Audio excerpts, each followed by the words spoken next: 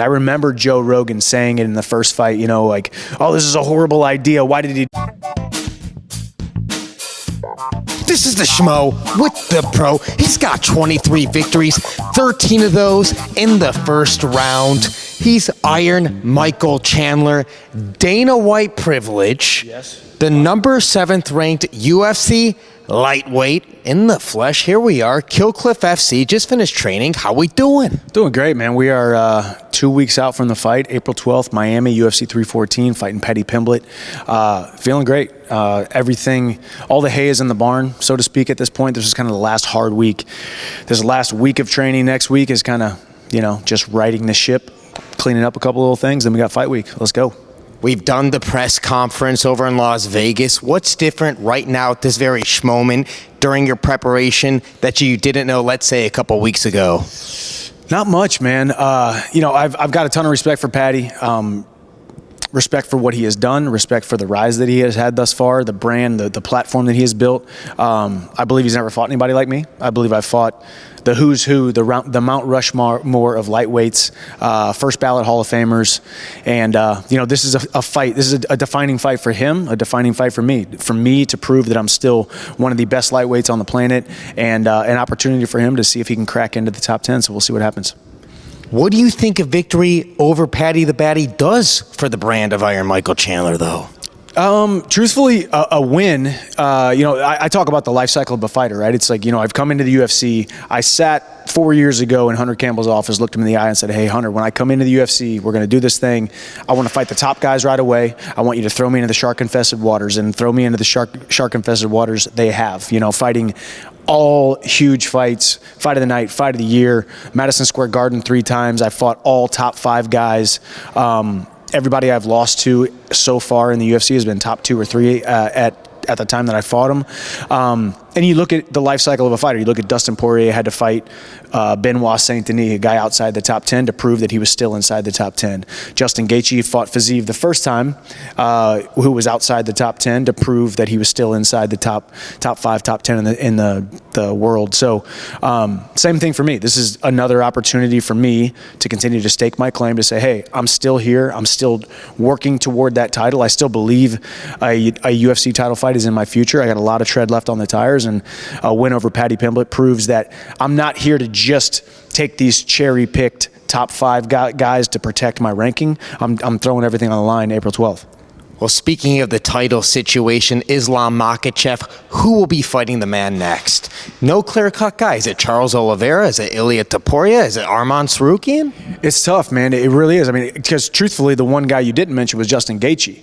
Obviously, I'm a Justin Gaethje fan, the way that he carries himself inside and outside the octagon, the way he fights. Obviously, we had Fight of the Year 2021. That fight will go in the fight wing of the UFC Hall of Fame, I believe.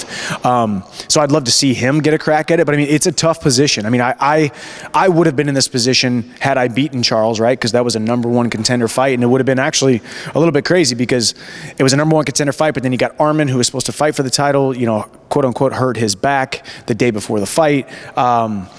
You got Gaethje, who just beat Fiziev, who was the #1 contender, but then put his #1 contender ranking on the line when he fought Max, lost to Max for the BMF belt. And now you got Topuria vacating his title, coming up to 155. It's actually, I have no idea. You know, but it's a cool division to be a part of, where everybody is wondering what the heck is going to happen. I mean, similar to when I came into the UFC, Gaethje had just fought Khabib. Khabib retires. Poirier is tied up with the Conor McGregor trilogy thing. So then all of a sudden I get the title fight with Charles, because Gaethje couldn't fight for the title because he just lost the title. Poirier said no to the title. It's just a crazy division, and it's so stacked at the top. And then you add Topuria to it. You add Max Holloway to it. So honestly, the answer is I have no freaking clue. But either way, it's going to be a big fight. But obviously, I think I put an emphatic, dominant performance against Paddy Pimblett, staked my claim as one of the most exciting, entertaining lightweights on the planet. Islam has had interest in fighting me. I definitely need to put together some wins so I can get that title shot, because I want to fight Islam. If we were blessed to see the trilogy between a Dustin Poirier and a Justin Gaethje, guys you stepped in the octagon with, who would you favor in that trilogy match? I would say Gaethje's got a brighter I guess more. I think he's got more of a. Not necessarily more of a skill set, but I think he's got more of a hunger. I think Poirier is definitely at that end, right? But sometimes at that end, he wants to go out on top. He wants to go out with a win. So Poirier, in his retirement fight against Gaethje, I would give him even a little bit more of a chance, but I think Gaethje would get the edge in that one. That's my personal opinion. But, yeah, who knows what's going to happen. And if Ilia Topuria is not getting the title shot, who do you think he should be fighting? Is it Oliveira? Is it somebody else? He has Oliveira. I mean, obviously you got Arman in there. You know, there's like the Mateusz Gamrot type situation inside that top. Is he in the top 5, top 6, whatever? Dan Hooker, who just, you know, had to pull out of the Gaethje fight with a broken hand. I don't know, man. I mean, I think the biggest fight that they can make from, you know, champion. He's not a champion anymore, but he vacated the belt. Champion. I think him versus Islam would make the most probably business sense for the UFC as far as the biggest fight. Is Ilia the most deserving of it? It's hard to say because a guy coming up from a weight class, I mean, you know, he claims he's 190 pounds outside of training camp. I don't know if that's necessarily true. I don't think he's as big as some of us lightweights. But the dude is absolutely skilled, and more importantly, he believes in himself. So, I don't know. I mean, I could go either way. I could say you could put him up against a Gamrot or a Arman, who's not a great striker, more of a grappler, or you could put him up against a Gaethje and Oliveira, who's got great striking, or you just throw him in there with Islam. Who knows? You've never been in a boring fight. You want to fight the who's who.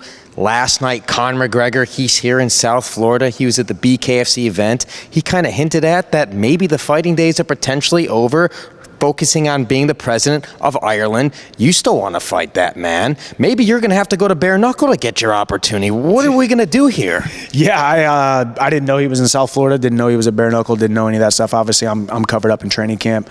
Yeah, I mean, he's making that push for the president of Ireland. You know, we'll see how true it is, how real it is, how much of a publicity stunt it is. As you guys can see, obviously, you know, we had the Tough 31 deal. Waited for Conor for a little bit, got the fight booked, he pulled out of the fight.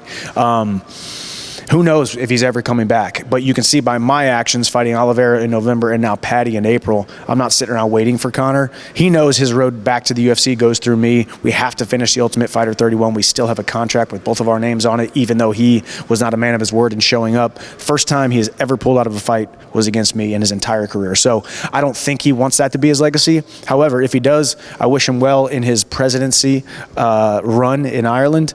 And but if he comes back to the UFC, he's got to fight me. If he steps foot inside a cage again, it has to be against Iron Michael Chandler. I think so. I mean, I'm campaigning for that. Obviously, I want that chapter of my life to be closed. I'm not sitting here saying I'm entitled to it. Nobody's entitled to anything ever in life. But I will say, obviously, you know, being a man of your word, signing your name to the dotted line is something that I take very seriously. You know, your word is your bond, and without your word, you're no good. So we'll see. I mean, I think it's a fight people want to see. I think it's a fight that even the people who kind of are like over it, you know, quote unquote, over the whole Chandler versus McGregor Ultimate Fighter saga thing, it's still a fight that people want to see. I'm still the guy who puts butts in seats and sells pay-per-views. I'm still the guy who is at the top of the ticket every single time I fight, and somehow win, lose or draw, I'm in fight of the night, fight of the year, performance of the night, does not matter. So I've got the resume to speak of. He's got the following, and I think he's also got the hunger to come back, even though everybody has written him off. So we'll see how it plays out. Stephen A. Smith is feuding with LeBron James. We've all seen the footage of Stephen A. Smith hitting mitts. He said he would throw hands on LeBron James if he was able to touch him over there in the encounter. If those two were to box or any type of physical altercation, how would that end?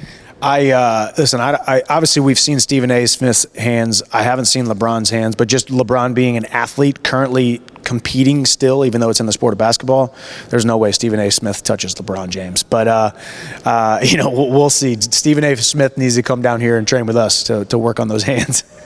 Your promo skills are top notch. If you were to rate your skills on the mic 1 to 10, 10 being the best, where are you at right now, Iron Michael Chandler? Man, I'm pretty up there, I think. I think it's, if you want to be interesting, you have to be interested. You have to understand and know what you're going to say, at least a skeleton bullet points of what you want to say in the moment. I've already visualized knocking out Paddy Pimblett, a couple of the call outs, a couple of things I'm going to say. First round would be great. I think I'm going to put a pressure and a pace and a presence on him that he's never felt before. Now, we'll see does he sink or he swims. I think just because there's been an absence of strength of schedule in his career thus far doesn't mean there's a presence of cowardice. He could be tougher than we think he is. We'll find out. But April 12th, Miami, Florida, UFC 314, we do find out if he sinks or swims. But knock him out first round.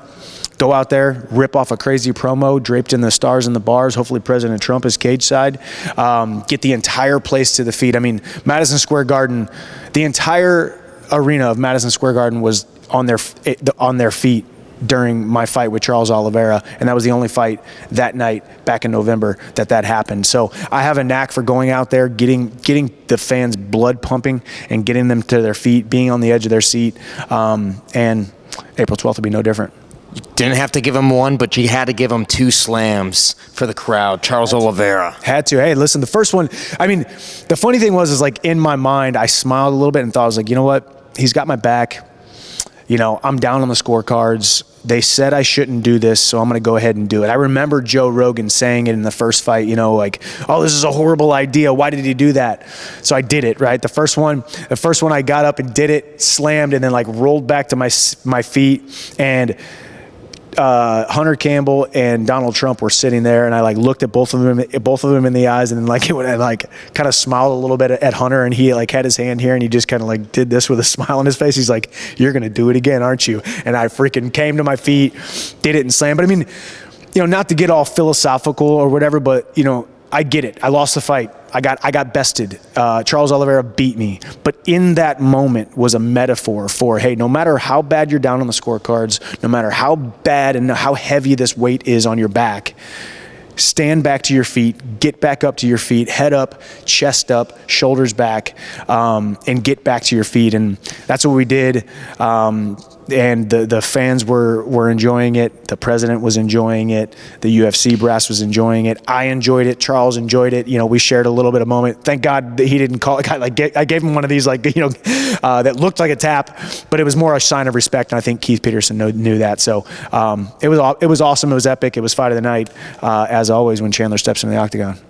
That's what we like to hear. Final message for all the Iron Michael Chandler fans out there worldwide. Man, I just love you guys. I thank you guys for being on this journey with me. It's been a long, long road. I've actually, the last couple months, I've been working on a book, my entire story, my entire memoir from childhood all the way to this Paddy Pimblett fight and everything in between, walking on to Mizzou, starting at the bottom. I'm not supposed to be here. I was told by everybody around me that I was not supposed to walk on to Mizzou, told by everybody around me, why leave Bellator and go to the UFC? Taking risks, taking chances. You guys have supported me on this journey the entire time, and I got a lot of tread left on the tires, and I will be the most electrifying guy who steps into the octagon April 12th. So make sure you guys buy the pay-per-view or show up in Miami. I love you guys. God bless. I'll see you at the top.